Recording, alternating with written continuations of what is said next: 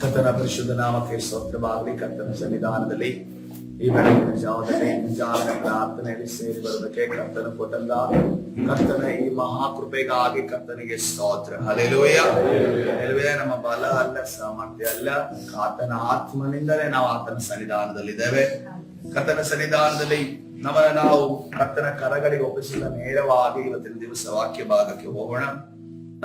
ನಮಗೆಲ್ಲರಿಗೂ ಗೊತ್ತಿದೆ, ನಾವೆಲ್ಲರೂ ಕೂಡ ಒಂದು ಅಲ್ಪ ಸ್ವಲ್ಪ ಅಂದ್ರೆ ಸಂಪೂರ್ಣವಾದ ಕೃಷಿಕರಲ್ಲಿದ್ದೀರಿ. ಅದೇ ರೀತಿಯಲ್ಲಿ ಅಲ್ಪ ಸ್ವಲ್ಪ ಕೃಷಿ ಜ್ಞಾನ ಉಳ್ಳವರಿದ್ದೀರಿ. ಅಥವಾ ಒಂದು ಹೂ ತೋಟವನ್ನ ಬೆಳೆಸುವಂತ ಒಂದು ಎಕ್ಸ್ಪೀರಿಯನ್ಸ್ ಉಳ್ಳವರಿದ್ದೀರಿ. ನಾವೆಲ್ಲರೂ ಕೂಡ ನಮ್ಮ ಒಂದು ಹಿತ್ತಲಲ್ಲಿ ಅಥವಾ ನಮ್ಮ ಗಾರ್ಡನ್ ಅಲ್ಲಿ ಒಂದು ಸಸಿಯನ್ನ ಬೆಳೆಸುವಂತ ಸಂದರ್ಭದಲ್ಲಿ ನಮಗೆ ಅಲ್ಲಿ ಆ ಸಸಿ ಬೆಳೆಯುವಾಗ ಅದು ಕೆಲವು ಸರಿ ಒಣಗಿ ಹೋಗ್ತದೆ, ಅಥವಾ ಕೆಲವು ಸರಿ ಹುಳ ಬರ್ತದೆ, ಕೆಲವು ಸರಿ ರೋಗಗಳು ಬರ್ತವೆ. ಆ ರೀತಿಯ ಪರಿಸ್ಥಿತಿಯಲ್ಲಿ ಸಸಿ ಇರುವಾಗ ನಾವೇನ್ ಮಾಡ್ತೇವೆ, ಆ ಕೊಂಬೆಗಳನ್ನ ಅಥವಾ ಎಲೆಗಳನ್ನ ಕಟ್ ಮಾಡಿ ಅದನ್ನು ತೆಗಿತೇವೆ. ತೆಗೆಯುವಂತ ಸಂದರ್ಭದಲ್ಲಿ ತೆಗೆಯುವಂತ ನಾವಿದ್ದೇವೆ ಮತ್ತು ಅದೇ ರೀತಿಯಲ್ಲಿ ಸಸಿ ಇದೆ. ಆ ಸಸಿಗೆ ಆ ತೆಗೆಯುವಂತ ಪರಿಸ್ಥಿತಿ ಒಳ್ಳೇದೋ ಕೆಟ್ಟದ್ದೋ? ಅದು ನಮ್ಮ ದೃಷ್ಟಿಯಲ್ಲಿ ಒಳ್ಳೇದು, ಅದರ ದೃಷ್ಟಿಯಲ್ಲಿ ಕೇಳ್ತಾ ಇದ್ದೀನಿ. ಅದರ ದೃಷ್ಟಿಯಲ್ಲಿ ಕಷ್ಟ. ಯಾಕೆಂತಂದ್ರೆ ನನ್ನನ್ನ ಕಟ್ ಮಾಡ್ತಾ ಇದ್ದಾರೆ ಅಂತ ಅನ್ಕೊಂಡದು ದುಃಖ ಪಡುತ್ತೆ, ನೋವು ಪಡುತ್ತೆ. ನನ್ನ ಯಜಮಾನನಿಗೆ ಏನಾಯ್ತು ಅಂತ ಅಂದ್ಕೊಳ್ಳೋದು ಒಂದೇ ಸರಿ ನನ್ನ ಯಜಮಾನನಿಗೆ ಏನಾಯ್ತು, ಯಾಕೆ ನನ್ನನ್ನ ಕಟ್ ಮಾಡ್ತಾ ಇದ್ದಾನೆ? ನಮ್ಮ ದೃಷ್ಟಿಯಲ್ಲಿ ನೋಡುವಾಗ ಅದಕ್ಕೆ ರೋಗ ಇರುವಂತ ಎಲ್ಲ ಕೊಂಬೆಗಳನ್ನ ಎಲೆಗಳನ್ನ ಕಟ್ಟು ಮಾಡಿದಾಗ ಅದು ಸ್ವಲ್ಪವೇ ದಿನ ಆ ಒಂದು ಕಟ್ಟು ಮಾಡಿದಂತ ಪರಿಸ್ಥಿತಿಯಲ್ಲಿ ಹಾದು ಹೋಗ್ತದೆ. ತದನಂತರ ಚೆನ್ನಾಗಿ ಬೆಳೆಯುತ್ತದೆ. ಹಾಗೆ ಆಯ್ತು. ನಮ್ಮದಲ್ಲಿ ಪಕ್ಕದಲ್ಲಿ ಒಂದು ಕರಿಬೇವಿನ ಸೊಪ್ಪು ಮರ ಇದ್ದೀವಿ. ಅದು ಯಾವಾಗ ನೋಡಿದ್ರು ಏನಂತಂದ್ರೆ ರೋಗ, ಅದ್ರ ಮೇಲೆ ಎಲೆಗಳಲ್ಲಿ ಕಪ್ಪು ಅಥವಾ ಈ ಬಿಳಿ ಚುಕ್ಕೆಗಳು ಬರ್ತಾ ಇದ್ವು. ನಾನು ನೋಡ್ತಾನೆ ಇದ್ದೀನಿ. ನನ್ ಬೇರೆ ಈ ಕೃಷಿದು ಎಕ್ಸ್ಪೀರಿಯನ್ಸ್ ಇಲ್ಲ.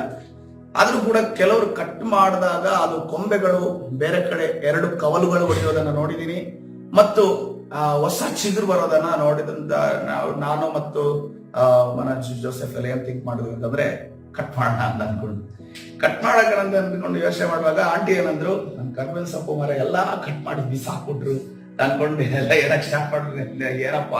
ಆದ್ಮೇಲೆ ಸ್ವಲ್ಪ ದಿನ ಆದ್ಮೇಲೆ ನಾನು ಅವಾಗ ಈಗ ಆಂಟಿ ಅದನ್ನ ಹೇಳಿದ್ಮೇಲೆ ನಾನ್ ಪದೇ ಹೋಗಿ ನೋಡೋದು, ಆ ಕರ್ಬೇವಿನ ಸೊಪ್ಪು ಮರ ಇನ್ನು ಬೆಳೀತಾ ಇದೆಯೋ ಸತ್ತೋಯ್ತಾ, ಇನ್ನು ಸತ್ತೋಗ್ಬಿಟ್ರೆ ಮುಗಿದೋಯ್ತು ಕತೆ. ಇನ್ನು ಮತ್ತೆ ಅಂತ ಕರ್ಬೇವಿನ ಸೊಪ್ಪು ಮರ ನಮಗೆ ಎಷ್ಟು ವರ್ಷಗಳು ಬೇಕು, ಆ ಎಷ್ಟು ವರ್ಷಗಳ ನಾನು ಈ ಎಲ್ಲ ಮಾತುಗಳನ್ನ ಕೇಳಬೇಕು ಅಂತ ಅನ್ಕೊಂಡೆ.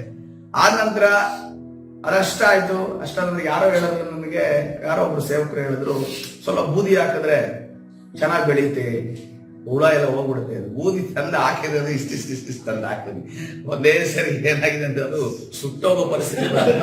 ಆದ್ಮೇಲೆ ಯಾರೋ ಹೇಳಿದ್ರು ಬೂದಿ ಎಲ್ಲ ತೆಗೆದಕ್ಕೆ ಬಲವಿಸ್ಕರ ಹೇಳಿದ್ರು, ಅಲ್ಲಿ ಇಷ್ಟೊಂದು ಬೂದಿ ಹಾಕಿದಿರಲ್ಲ ಏನಕ್ಕೆ, ಯಾರು ಸತ್ತೋಗ್ಬಿಡುತ್ತೆ ಅಂತ ಅನ್ಕೊಂಡು ಹೇಳಿದ್ರು.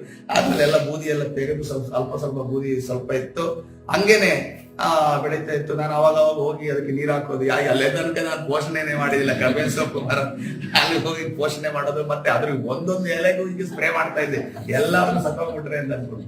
ತದನಂತರ ಸ್ವಲ್ಪ ದಿನ ಆದ ನಂತರ ಅದರಲ್ಲಿ ಚಿಗುರುವಿಕೆ ಉಂಟಾಯ್ತು, ಹೊಸ ಕೊಂಬೆಗಳು ಬಂದವು. ಈಗ ನೋಡ್ರಿ, ಆ ಒಂದು ಕರ್ಬೇವಿನ ಸೊಪ್ಪು ಮೊದಲು ಇದ್ದ ರೋಗಗಳು ಅದಕ್ಕಿಲ್ಲ. ಯಾಕೆಂತಂದ್ರೆ ಅಲ್ಲಿ ಒಂದು ಸಂಸ್ಕರಣೆ ಅಥವಾ ಅದನ್ನ ಕಟ್ಟು ಮಾಡಿ ತೆಗೆಯುವಂತ ಕಾರ್ಯ ಆದ್ರಿಂದ ಈಗ ರೋಗಗಳು ಅವುಗಳೆಲ್ಲ. ಮೊದಲು ಅದ್ರ ಅಡಿಯಲ್ಲಿ ತುಂಬಾ ಇರುವೆಗಳು, ಒಂಚೂರು ನೀರ್ ಹಾಕಿ ಮಣ್ಣು ಹಾಕಿದ್ರೆ ಸಾಕು, ಫುಲ್ ಇರುವೆ ಇಷ್ಟು ಒಳಗಡೆಯಿಂದ ಬರೋದು. ಈಗ ಒಂದು ಚೂರುನು ಕೂಡ ಇರುವೆ ಇಲ್ಲ ಮತ್ತು ಬೇಡವಾದ ಕೊಂಬೆಗಳಿಲ್ಲ, ಚೆನ್ನಾಗಿ ಬೆಳೀತಾ ಇದೆ. ಅದೇ ರೀತಿಯಲ್ಲಿ ಕರ್ತನು ಕೂಡ ನಮ್ಮನ್ನ ಬೇಡವಾದ ಸಂಗತಿಗಳನ್ನು ನಮ್ಮನ್ನು ತೆಗೆದು ಹಾಕುವಾತನಾಗಿದೆ. ಹಲ್ಲೆಲೂಯಾ. ಯಾಕೆ? ನಮ್ಮ ಒಳ್ಳೆಯದಕ್ಕಾಗಿ ಆಗಿದೆ. ಹಲ್ಲೆಲೂಯಾ. ಯೆರೆಮೀಯ ಪ್ರವಾದನೆ ಗ್ರಂಥ 5ನೇ ಅಧ್ಯಾಯ 10ನೇ ವಚನವನ್ನು ನೋಡುವಾಗ ಈ ವಾಕ್ಯವನ್ನ ನೋಡಿ ನಾನು ಆಶ್ಚರ್ಯಗೊಂಡೆ. ದೇವರು ಎಷ್ಟು ಚೆನ್ನಾಗಿ ಇಲ್ಲಿ ವಾಕ್ಯಗಳನ್ನ ಬರೆಸಿದ್ದಾರೆ. ಆ ವಾಕ್ಯದ ಅಲ್ಲಿರುವಂತಹ ವರ್ಡ್ಗಳು ಎಷ್ಟು ಚೆನ್ನಾಗಿದ್ದಾವೆ ಅನ್ನೋದನ್ನ ಇವತ್ತಿನ ದಿವಸ ನಾವು ಗಮನಿಸೋಣ. ಚಿಯೋನ್ ಎಂಬ ತೋಟದ ಸಾಲು ಗಿಡಗಳ ಮೇಲೆ ಬಿದ್ದು ಹಾಳು ಮಾಡಿರಿ, ಆದರೆ ನಿರ್ಮೂಲ ಮಾಡಬೇಡಿರಿ. ಅದರ ರೆಂಬೆಗಳನ್ನ ತೆಗೆದು ಹಾಕಿರಿ, ಅವು ಯೆಹೋವನವುಗಳಲ್ಲ. ಹಲ್ಲೆಲೂಯಾ. ಕರ್ತನ ಪರಿಶುದ್ಧ ನಾಮಕ್ಕೆ ಸ್ತೋತ್ರವಾಗಲಿ.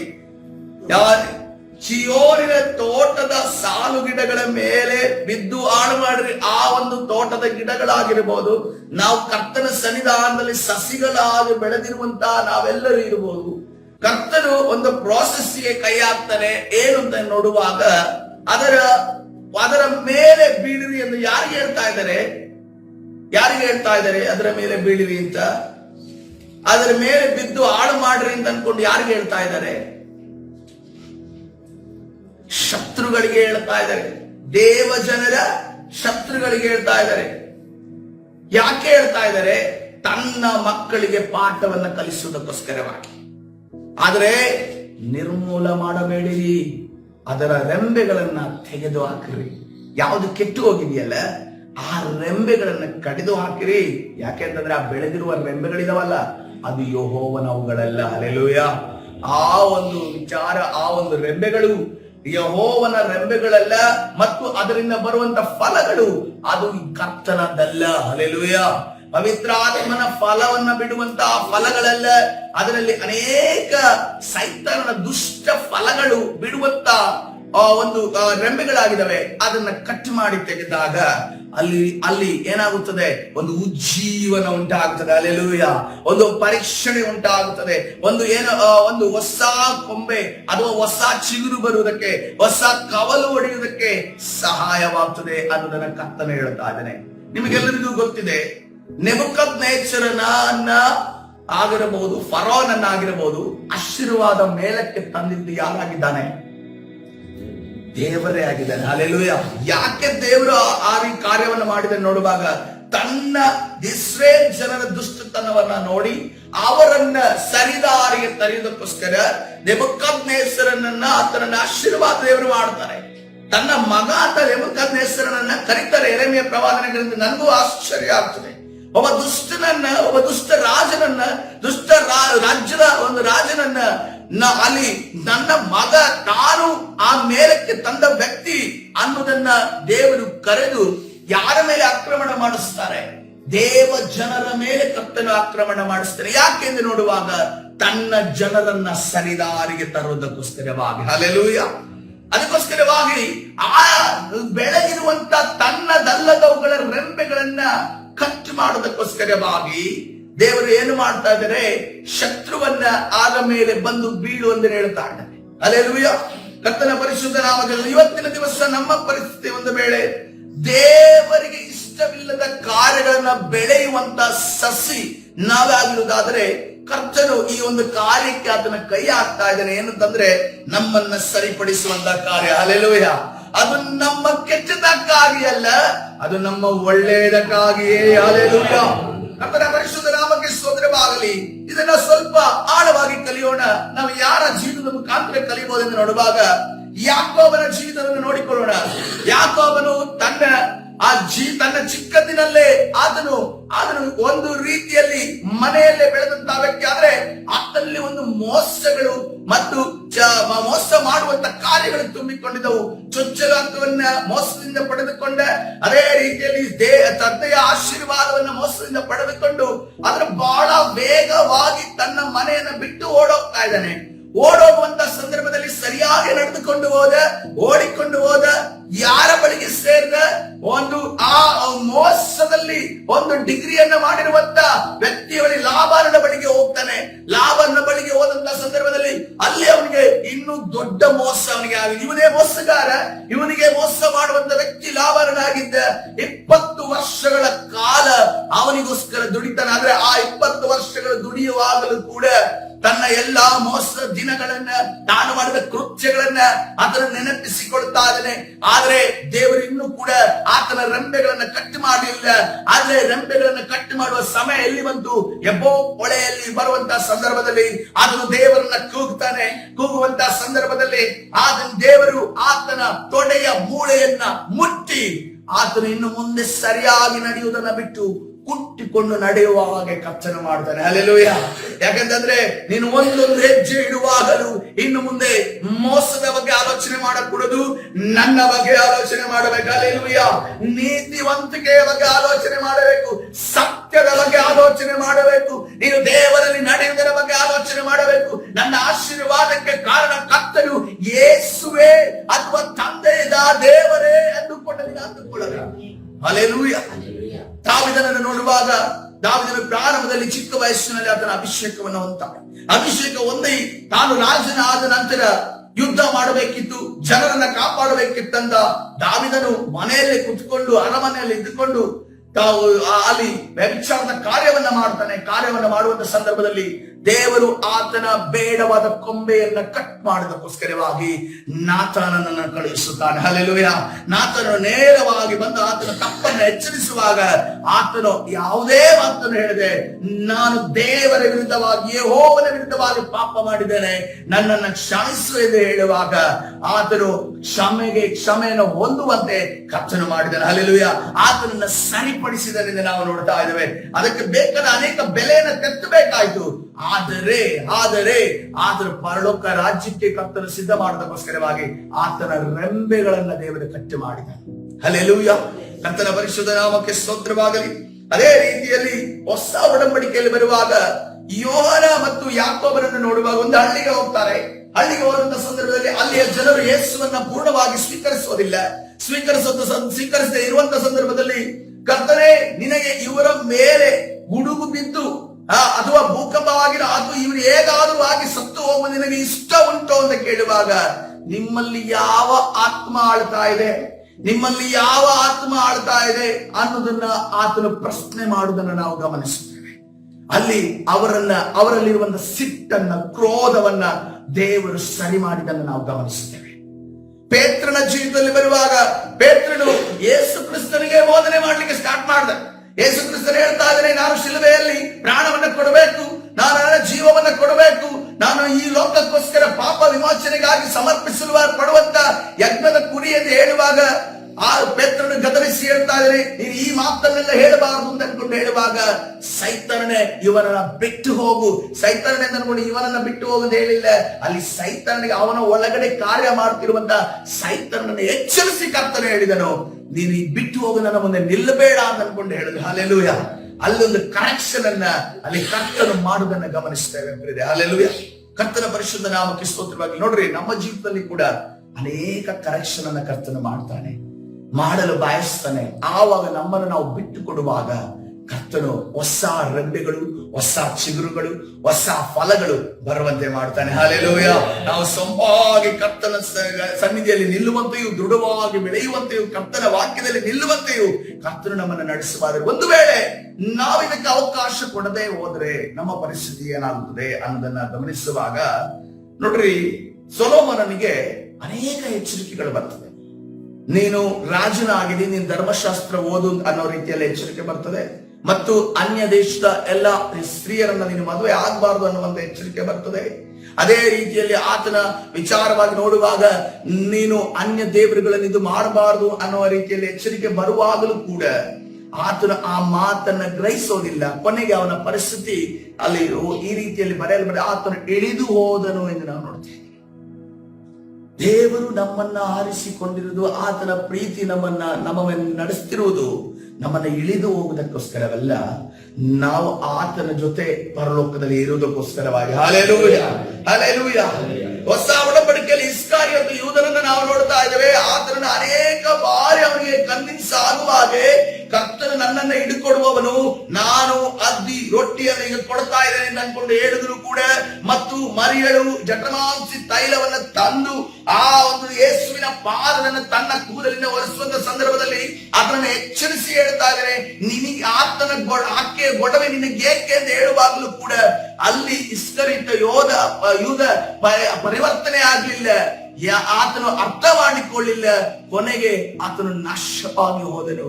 ಯಾಕಂತಂದ್ರೆ ನಮಗೆ ಎಲ್ಲೂ ಕೂಡ ನರಕ ಹೋಗೋದಿದ್ದಾನೆ ಅಂತ ಹೇಳಿ, ಆದ್ರೆ ನರಕದ ಪಟ್ಟಿಯಲ್ಲಿ ಹೋಗುವವರು, ಆತ್ಮಹತ್ಯೆ ಮಾಡುವವರು ನರಕಕ್ಕೆ ಹೋಗುತ್ತಾರೆ ಎನ್ನುವುದನ್ನ ನಾವು ಗಮನಿಸಬಹುದು. ಹಲ್ಲೆಲೂಯಾ.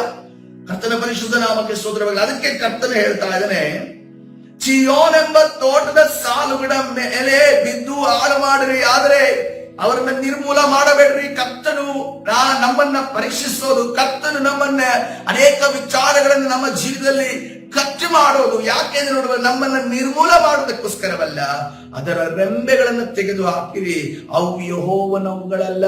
ಅದರ ರೆಂಬೆಗಳನ್ನ ತೆಗೆದು, ಕೆಟ್ಟ ರೆಂಬೆಗಳು ಬೆಳೆದಿದ್ದಾವೆ, ಆ ರೆಂಬೆಗಳನ್ನು ತೆಗೆದು ಹಾಕೋದಕ್ಕೋಸ್ಕರ ಕರ್ತನ ಮಾಡ್ತಾನೆ. ಯಾಕೆಂದ್ರೆ 1 ಪೇತ್ರ 1:6-7 ನೋಡುವಾಗ, ನೀವು ಸತ್ಯಕ್ಕೆ ಸ್ವಲ್ಪ ಕಾಲ ದೇವರ ಚಿತ್ತಾನುಸಾರ ನಾನಾ ಕಷ್ಟಗಳಲ್ಲಿದ್ದು ದುಃಖಿಸುವವರಾಗಿದ್ದರು, ಆ ಪದವಿಯನ್ನು, ಯಾವ ಪದವಿಯನ್ನ? ಪರಲೋಕದ ಪದವಿಯನ್ನು ನಾವು ಹೊಂದುವುದು. ಪರಲೋಕದಲ್ಲಿ ಮಾತ್ರ ಪದವಿ ಕರ್ತನನ್ನು ಕೊಡೋದನ್ನು ಮಾತ್ರ ಅಲ್ಲ, ಆತನು ಈ ಲೋಕದಲ್ಲಿ ಕೂಡ ನಮ್ಮನ್ನ ಮೇಲಕ್ಕೆತ್ತಿ ನಿಲ್ಲಿಸುವಂತ ದೇವರಾಗಿದ್ದಾನೆ. ಅದನ್ನ ಆಲೋಚಿಸಿ ಹರ್ಷಿಸುವವರಾಗಿದ್ದೀರಿ. ಬಂಗಾರವು ನಾಶವಾಗುವಂತದ್ದಾಗಿದ್ದರೂ ಅದನ್ನು ಬೆಂಕಿಯಲ್ಲಿ ಪುಟ ಹಾಕಿ ಶೋಧಿಸುವುದುಂಟಷ್ಟೇ. ಬಂಗಾರಕ್ಕಿಂತ ಅಮೂಲ್ಯವಾಗಿರುವ ನಿಮ್ಮ ನಂಬಿಕೆಯು ಈ ಕಷ್ಟಗಳಿಂದ ಶೋಧಿತವಾಗಿ ಯೇಸು ಕ್ರಿಸ್ತನು ಪ್ರತ್ಯಕ್ಷನಾಗುವಾಗ ನಿಮಗೆ ಕೀರ್ತಿ, ಪ್ರಭಾವ, ಮಾನಗಳನ್ನು ಉಂಟು ಮಾಡಿದನು. ಹಲ್ಲೆಲೂಯಾ. ಕರ್ತನ ಪರಿಶುದ್ಧ ನಾಮಕ್ಕೆ ಸ್ತೋತ್ರವಾಗಲಿ. ಬೇರೆ ಯೆರೆಮೀಯನಿಗೆ ಆ ಪ್ರವಾದನೆ ಕೊಡುವಾಗ ಇಸ್ರೇಲರಲ್ಲಿ ಅನೇಕ ಬೇಡವಾದ ರೆಂಬೆಗಳನ್ನು ಬೆಳೆದಿರುವುದನ್ನ ಕರ್ತನು ನೋಡಿ ಅವರನ್ನ ಕಟ್ ಮಾಡಿ ಅವರನ್ನ ಸರಿ ಮಾಡಬೇಕು ಅಂತ ಅಂದಾಗ, ಕರ್ತನು ಆ ಒಂದು ಕಾರ್ಯವನ್ನ ಮಾಡಿದಾಗಲೇ ಮತ್ತೆ ತಿರುಗಿ ಬಂದವರು ಆಲಯವನ್ನ ಕಟ್ಟುತ್ತಾರೆ. ಹಲ್ಲೆಲೂಯಾ.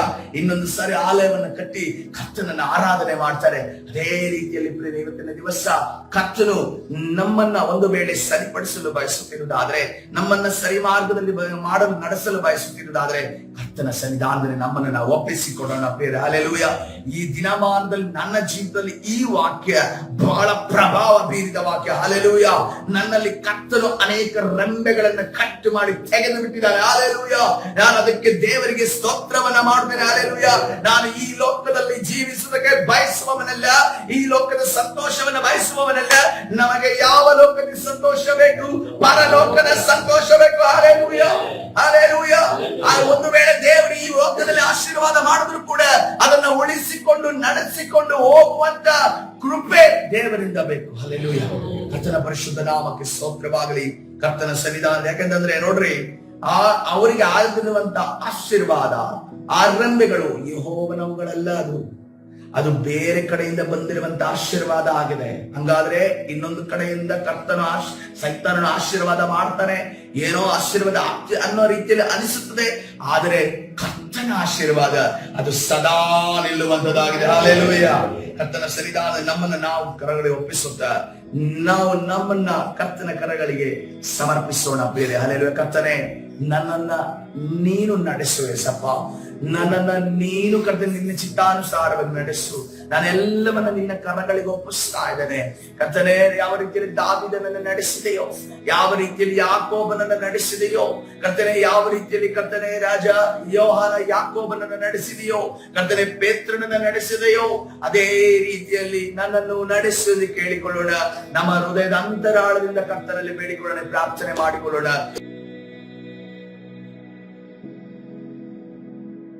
ಪರಿಶುದ್ಧನಾದ ದೇವರೇ, ನಿನ್ನ ನಾಮಕ್ಕೆ ಸ್ತೋತ್ರವಾಗಲಿ. ಈ ಬೆಳಗಿನ ಜಾವದಲ್ಲಿ ನಿನ್ನ ಸಾನ್ನಿಧ್ಯದಲ್ಲಿ ಬರುವುದಕ್ಕೆ ಕೊಟ್ಟಂತ ಕೃಪೆಗಾಗಿ ಸ್ತೋತ್ರ ರಾಜ.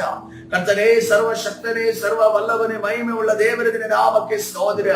ಹೌದು ಸ್ವಾಮಿ, ಕರ್ತನೇ, ನಮ್ಮಲ್ಲಿ ಬೇಡವಾದ ರೆಂಬೆಗಳು ಬೆಳೆದಿರುವುದಾದ್ರೆ ಇವತ್ತಿನ ದಿವಸ ಬೆಳಗಿನ ಸಮಯದಲ್ಲಿ ಕರ್ತನೇ ಅದನ್ನ ಕಟ್ ಮಾಡಿ ತೆಗೆಯೋದಕ್ಕೋಸ್ಕರವಾಗಿ, ಅದನ್ನ ಮುರಿದು ತೆಗೆಯೋದಕ್ಕೋಸ್ಕರವಾಗಿ ನಾವು ಕರ್ತನೇ ನಮ್ಮನ್ನ ಒಳಪಡಿಸ್ತಾ ಇದ್ದೇವೆ. ಕರ್ತನೇ, ಯಾವಾಗ ಅದು ಮುರಿದು ಕರ್ತನೆ ತೆಗೆದು ಹಾಕಲ್ಬಿಡುತ್ತದೋ ನಮ್ಮಲ್ಲಿ ಹೊಸ ಚಿಗುರು, ಹೊಸ ಪವಿತ್ರಾತ್ಮನ ಫಲಗಳು ಬೆರೆಯುವಂತದಾಗಿದೆ ಸ್ವಾಮಿ. ಅದೇ ರೀತಿಯಲ್ಲಿ ಆ ಒಂದು ಪವಿತ್ರಾತ್ಮನ ಫಲಗಳ ಮುಖಾಂತರವಾಗಿ ಪವಿತ್ರಾತ್ಮನ ವರದಾನಗಳು ಆಪರೇಟ್ ಆಗುವಂತದಾಗಿದೆ. ಕರ್ತನೆ, ಈ ಸಮಯದಲ್ಲಿ ನಮ್ಮನ್ನು ನಾವು ಒಪ್ಪಿಸಿಕೊಡ್ತಾ ಇದ್ದೇವೆ. ಒಂದು ಮಾರ್ಪಾಟನ್ನು ನೀನು ತರುವುದಕ್ಕಾಗಿ ಸ್ತೋತ್ರ, ಒಂದು ಬದಲಾವಣೆಯನ್ನು ತರುವುದಕ್ಕಾಗಿ ಸ್ತೋತ್ರ. ಕರ್ತನೆ, ನಮ್ಮ ವಿರುದ್ಧವಾಗಿ ನಾವು ಬದಲಾವಣೆಯನ್ನು ಮಾಡಿಕೊಳ್ಳದಂತೆ, ನನ್ನ ಕರ್ತನೆ, ನಾವು ನಿನಗೆ ಒಳಗಾಗದಂತೆ, ನಿನ್ನ ಆಜ್ಞೆಗಳಿಗೆ ಒಳಗಾಗದಂತೆ ನಮ್ಮನ್ನ ತಡೆ ಹಿಡಿಯುವಂತ ಕಠಿಣತೆಯನ್ನ ತಂದಾಕಿರುವಂತ ಎಲ್ಲಾ ಸೈತಾನನ ಕಾರ್ಯಗಳನ್ನ ನಜರೇತಿನ ಯೇಸುವಿನ ನಾಮದಲ್ಲಿ ಬಂಧಿಸಿ ಮುರಿದಾಡ್ತಾ ಇದ್ದೇವೆ. ಕಡೆ ಉಂಟು ಮಾಡಿ ನಿನ್ನ ತಾನೇ ನಡೆಸುವೆ ಸಪ್ಪ.